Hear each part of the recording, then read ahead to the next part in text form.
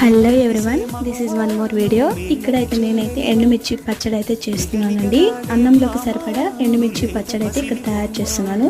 ముందుగా అయితే పెనంలో ఆయిల్ వేసుకొని దాంట్లోకి ఎండుమిర్చి అయితే వేసేసుకోవాలి. ఇలా వేసుకున్న తర్వాత కొంచెం ఫ్రై అయిన తర్వాత దీంట్లోకి ధనియాలు, ఆవాలు, అలాగే జీలకర్ర వేసుకొని కొంచెం షాలో ఫ్రై అయితే చేసేసుకోవాలి. ఇలా ఫ్రై చేసుకున్న తర్వాత ఇది మిక్సీ జార్లోకి సర్వ్ చేసుకొని అలాగే టమోటో చింతపండు కూడా వేసుకొని చింతపండుని అయితే కొంతసేపు నానబెట్టి ఆ తర్వాత వేసుకోవాలి. ఇది కూడా బాగా మగ్గిన తర్వాత దీన్ని కూడా బాగా ఫ్రై చేసుకొని ఇది కూడా మిక్సీ జార్లో సర్వ్ చేసుకొని ఇది మిక్సీ పట్టిన తర్వాత మనకు వేడివేడి అన్నంలోకి ఎండుమిర్చి చట్నీ అయితే తయారైపోతుందండి. మన వీడియో మీకు నచ్చినట్టయితే ప్లీజ్ సబ్స్క్రైబ్ చేసుకోండి. Thank you for watching. Bye bye.